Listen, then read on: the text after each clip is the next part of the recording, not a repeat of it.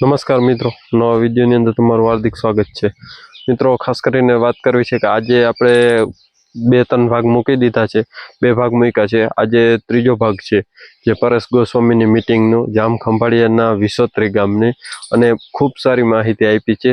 અને આજે ખાસ કરીને ફૂગનાશક વિશે, કે જે જૈવિક ફૂગનાશક ઘરે કઈ રીતના બનાવાય એના વિશેની પણ માહિતી છે. એટલે વિડીયો આખો જોજો મિત્રો, કે જેથી કરીને તમને પૂરી માહિતી મળી જાય.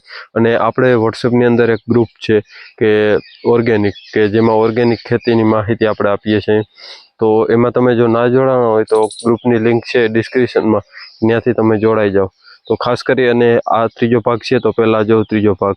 આજે તમારા ગામની અંદર આપણે પહોંચ્યા એટલે છેક સુધી વાત કરવાની છે. આજે મારી જે તમને વાત કરવાની છે ને, હું ગેરંટી સાથે કહું છું, આજે જે મારે તમને વાત કરવાની છે ને, એ માયનો લાલ કોઈ એગ્રો વાળો આ વાત કરવા માટે મને ન બોલાવે.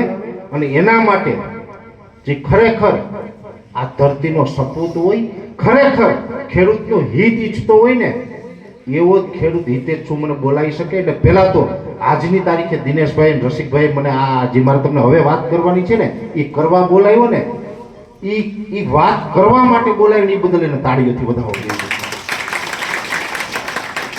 કેમ કે એ વાત તમે સાંભળશો એટલે તમે કહો કે નહીં, ખરેખર આ કોઈ એગ્રો વાળા આ તમને આ વાત કરવા માટે ન બોલાવે. મને આ બંને કીધું વારંવાર. રસિકભાઈનો ફોન, આમ તો એ ફોજી છે એટલે મને વધારે માન થયું, મને ફોજી પ્રત્યે માન છે. આપણા દેશનો ફોજી છે ને, એ ખરેખર ક્યાં હામું મળે પગે લાગી લેજો, ભૂન થાય. આ હકીકત છે. એટલે મને વારંવાર રસિકભાઈએ કીધું આવો, અમારા ખેડૂતોને હિત થાય ને એવી માહિતી આપો. એટલે મેં એની ઘણી બધી તપાસ કરી. અમારી ટીમે જિગ્નેશભાઈ ને અમિતભાઈ બધું આમ તપાસ કરી ને, આજે હું તમને ગેરંટી સાથે કહું, હું જે તમને બતાવવાનો છું ને, એ ઇલાજ 1 રૂપિયાનો ખર્ચ કર્યા વગર તમારી વાડીમાં તમે કરી શકશો. કદાચ એ તમારાથી થાય ન કરવું હોય તો ગમે ત્યારે તમે એને રાઠોડ એગ્રો સેન્ટરમાં જાજો, ત્યાંથી તમે છેતરાવો તો નક્કી માનજો પરેશ ગોસ્વામી છેતરા. એની સંપૂર્ણ જવાબદારી લઉં છું. કેમ કે એ જે પ્રમાણે કામ કરે છે, એની જે કામ કરવાની ઢબ છે, એની જે સિસ્ટમ છે, અને એ જે ચોકસાઈપૂર્વક ક્વોલિટી વ્યાજબી ભાવથી આપે છે ને, એટલા માટે અમે એને સાથે બેસાડ્યા અને આજે અમે એના દ્વારા આ કાર્યક્રમ કર્યો છે. એટલે આપણે જમીનનું તળિયું મજબૂત થઈ જાય. તમે કાં તો છાણિયું ખાતર વાપરો, કાં તો મેલોક્ઝા 4G વાપરો, અને જમીનનું તળિયું મજબૂત થાય, જમીન ફળદ્રુપ થાય, પછી એમાં તમે કોઈ પણ સારા બિયારણો વાવો. પછી ચોમાસું હોય કે શિયાળું હોય, જે પાક હોય, ચોમાસું હોય તો આપણે કપાસ વાવીએ, મગફળી વાવીએ, જે વાવતા હોય. શિયાળું હોય તો ધાણા, જીરું, ચણા, ઘઉં, લસણ, ડુંગળી, જે આપણે અનુકૂળ હોય વાવીએ. એ વાવીએ, એ ઉગે, અને ઉગે ને એમાં બધાય રોગ ને જીવાત ને બધું આવે. હવે એમાં રોગ ને જીવાત આવે, એની અંદર મારે તમને એવો ઈલાજ બતાવવાનો છે. આજે કઈ દિનેશભાઈ ની રસિકભાઈ ની લાગણી છે તમારા હિતની, એવો ઈલાજ બતાવવાનો છે કે તમારે 1 રૂપિયાનો ખર્ચો નથી ને તમારે કોઈ એગ્રો પગથિયું ન ચડવું પડે. બાકી ચડવું હોય તો તમે જાજો દિનેશભાઈ પાસે, રસિકભાઈ પાસે, છેતરાશો નહીં. અને ફુજે કંપનીની દવા છાંટજો. હું કોઈ કંપનીની ભલામણ કરવા નથી આવ્યો. અને અહીંથી જેટલી પ્રોડક્ટ હું બોલીશ ને, એ પ્રોડક્ટ પણ વ્યવસ્થા કરાવી દેવાની જવાબદારી એમની. હવે હું જે બોલીશ ને પ્રોડક્ટ, એની જવાબદારી તમારી, તમારી વ્યવસ્થા કરાવી દેવાની, એની પાસે મળી જાય. પણ મારે જે તમને કહેવાનું છે કે આપણે દાખલા તરીકે કોઈ પણ પાક વાવીએ તો એમાં 2 તકલીફ થાય. એક થાય ફૂગ અને એક જીવાત. એટલે આપણે ફૂગની દવા છાંટીએ, જીવાતની દવા છાંટીએ, અને વળી પાછી વિકાસની દવા છાંટીએ, ફાલની દવા છાંટીએ, ફાલ ખરે નહીં એની દવા છાંટીએ. આ તમામની જે વાત છે ને, એ આમ તો કહેવાય ફૂગ, જીવાત ને વિકાસ. પણ ફૂગમાં કેટલી ફૂગ આવે? અનેક પ્રકારની ફૂગ આવે, અલગ અલગ એના પ્રકાર હોય. એવી રીતે જીવાતમાં કહેવાય ખાલી જીવાત. જીવાત 2 પ્રકારની, કાં ચૂસિયા જીવાત ને કાં ઈયળ. હવે આપણે બોલી કે ઈયળ આવી, પણ ઈયળ નહીં, ઘણા પ્રકાર: લીલી, કાબરી, ગુલાબી, લશ્કરી, લીપ માઇનર, ઘોડિયા ઈયળ. તો ચૂસિયા જીવાતમાં લીલી પોપટી, સફેદ માખી, મોલો મચ્છી, થ્રીપ્સ ને કથીરી ના બધું આવે. અનેક પ્રકારની તકલીફ થાય. એનો ઈલાજ જે કરવાનો છે ને, એની અંદર પશુપાલનમાં જેટલા મિત્રોએ આંગળી ઊંચી કરી હતી ને, એ બધાય નહીં કરી. જો જે પશુપાલન કરતા હશે ને, એ જ કરી શકશે. ખાસ કરીને ગાય રાખતા હોય ને, એ જ કરી શકશે. પશુપાલનમાં ઘણા બધા ખેડૂત ભાઈ ઊંચી આંગળી કરી, પણ બધાને ગાય ન હોય. 3 ભેંસ રાખી હોય તો ઊંચી આંગળી કરે, એ વ્યાજબી છે એની રીતે પશુપાલન કરે, 3 ભેંસ રાખી, પણ ગાય કેટલા ઘેરે છે એ ઊંચી આંગળી કરો. આ આટલી ઊંચી આંગળી થઈને એટલા હું જે બતાવું ને એ કરી હગે, પણ કરી હગે પણ આળસ ન હોય તો બાકી આમાંથી 50% ગાય હશે ને એમાંથી 50% નહીં કરે. હું બતાવું નહીં કરે ને એ તમે સામર બાજુથી આવતા હોય ત્યાં જતા હોય તો એગ્રી બિઝનેસ સેન્ટરમાં દિનેશભાઈ પાસે જાજો, રાઠોડ એગ્રોમાં રસિકભાઈ પાસે જાજો. પણ મારે તમને જે માહિતી આપવાની છે, દાખલા તરીકે ફૂગનું નિયંત્રણ કરવું હોય તો શું કરી શકાય? તો કે આપણી પાસે ગાય હોવી જોઈએ ને, એ પણ ભારતીય ઓલાદની ગાય, જર્સી ગાય નહીં, દેશી હોય, કાંકરેજી હોય, આપણે વઢિયારી હોય, કોંકણી હોય, ગીર ગાય હોય, કોઈ પણ ગાય. હવે તો બળદ તો બહુ કોઈ રાખતાય નથી. હવે તો મિની ટ્રેક્ટરને સનેડા જો મારા હાથમાં સત્તા નથી અને હું કોઈ દી સત્તામાં આવવાનો નથી, કેમ કે હું જિંદગીમાં કોઈ દી ચૂંટણી લડવાનો નથી. આ તમને પાકું કહું, હું રાજકારણનો માણા નથી, એટલે હું ચૂંટણી જિંદગીમાં લડવાનો નથી. એટલે હું કે સત્તામાં તો આવું નહીં.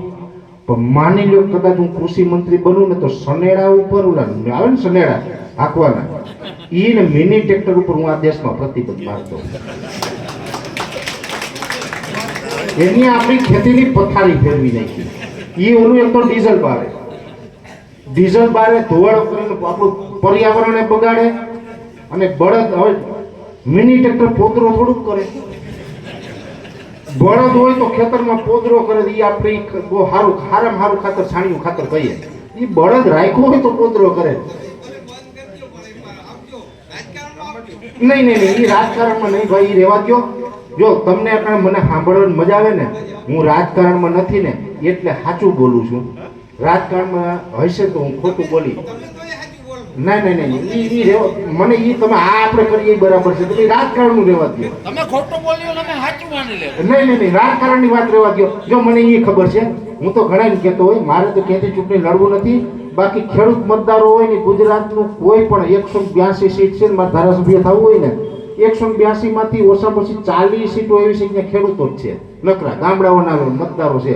ત્યાંથી હું અપક્ષ ઉભું તો ભાઈ ચૂંટાઈ જાવ, મને તમારી પર ભરોસો છે. પણ એ આજીવન નથી કરો, નહીં આપણે પછી વાત કરશો. મારે મેન મુદ્દા ઉપર લઈ લેવા દો, મને એ રહેવા દો. એ રાજકારણની વાત આવશે, મેન આપણી વાત નહીં થાય. એ નથી કરવું આપણે. મને અટાણે બીક લાગવા માંડી. સાંભળો, જો હવે થોડીક શાંતિ રાખજો. મારે થોડીક ટૂંકમાં ઘણી બધી અગત્યની માહિતી આપવાની છે. એટલે ગાય રાખવી જરૂરી છે, બળદ રાખવા જરૂરી છે. બળદથી જ ખેતી કરો. તમે મારો વિડીયો જોતા ને, હું પટ્ટીમાં લખું છું, બળદ વગરની ખેતીનું કોઈ ભવિષ્ય નથી. એ એટલા માટે લખું છું. હવે ગાય રાખતા હોય તો આપણે શું કરવાનું? છાશ આપણે ગાયની હોય ને એકઠી કરવાની, ભેગી કરવાની. પ્લાસ્ટિકનું બેરલ હોય એમાં રોજ આપણે છાશ નાખતી જવાની અને છાંયે બેરલ રાખવાનું, તડકે નહીં. છાંયે રાખવાનું, એકદમ ઢાંકીને રાખો, એમાં કચરો પણ પડવો ન જોઈએ. એટલે ગાયની છાશ એકઠી કરવાની અને ગૌમૂત્ર એકઠું કરવાનું. અને છાશ હોય ને જ્યારે પણ આપણે પંપમાં નાખીને છાંટવાની હોય ને, તો ઓછામાં ઓછી 2 મહિના જૂની છાશ જોઈએ. કેટલી? 2 મહિના. અને વધારેમાં વધારે 9 મહિના. 9 મહિનાથી વધારે જૂની છાશ હોય તો એને વાપરવી નહીં, એને ફેંકી દેવી. પછી હવે એ છાશ તમારી પાસે છે ગાયની, અને એની સાથે તમે ગૌમૂત્ર પણ ભેગું કરી લીધું. ગૌમૂત્રમાં તમામ સિમેન્ટનો આપણે ધાબુ કરીએ ગમાડમાં ઢોરની, એટલે આમ ઢાળ કરી દો. ત્યાંથી એક નાનું એવું આમ ધોરિયા જેવું કરી દો. એ જ્યાં ઢાળ આપેલું જ્યાં જાતું હોય ને, એક જગ્યાએ ખૂણામાં અંડરગ્રાઉન્ડ આપણે ભોટાકા જેવું નાનું એવું કરી નાખેલું. ગૌમૂત્ર એમાં જાય. એમાંથી રોજ 2-3 દીએ ગૌમૂત્ર ભેગું થયું હોય કાઢી લેવાનું ને ગાળીને બેરલમાં ભરી લેવાનું. ગૌમૂત્રની કોઈ એક્સપાયરી ડેટ ન હોય. તમે વ્યવસ્થિત સાચવીને ચોખ્ખું રાખો તો ગમે ત્યારે વાપરી શકો, એની કોઈ એક્સપાયરી ડેટ નહીં.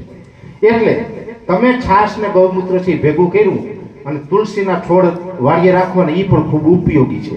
ફૂગનું નિયંત્રણ કરવાનું હોય એટલે એક પંપમાં 2 થી 2.5 મહિના જૂની છાશ એ 500 ml અને ગૌમૂત્ર 500 ml અને તુલસીની જે આપણે વાવેલા હોય ને વાળીએ તો તુલસીના પાનનો રસ 10 થી 12 ml. એટલે ગૌમૂત્ર, છાશ અને તુલસીના પાનનો રસ, આ આટલી વસ્તુ, ત્રણેય વસ્તુ તમે એક પંપમાં ભેગું કરી અને છંટકાવ કરો એટલે તમામ પ્રકારની ફૂગને કંટ્રોલ કરે. હવે આમાં કઈ ખર્ચો છે? આપણી ખેતીની અંદર આપણે ખાલી ખર્ચા બચાવી લઈએ તોય આગળ આવી જાવ, પણ કરવું પડશે આપણે. એટલે ગૌમૂત્ર, છાશ અને તુલસીના પાનનો રસ તમે 12 થી 15 દિવસે રેગ્યુલર છાંટતા રહ્યો એટલે તમારે ફૂગમાં કોઈ પ્રશ્ન ન આવે, ફૂગનો કોઈ ફરિયાદ જ ન આવે. અને મિત્રો આ વિડીયો તમને ગમ્યો હોય તો વિડીયોને લાઈક કરજો, ચેનલમાં ન હોય તો ચેનલ સબસ્ક્રાઈબ કરજો. ધન્યવાદ. જય ગૌ માતા.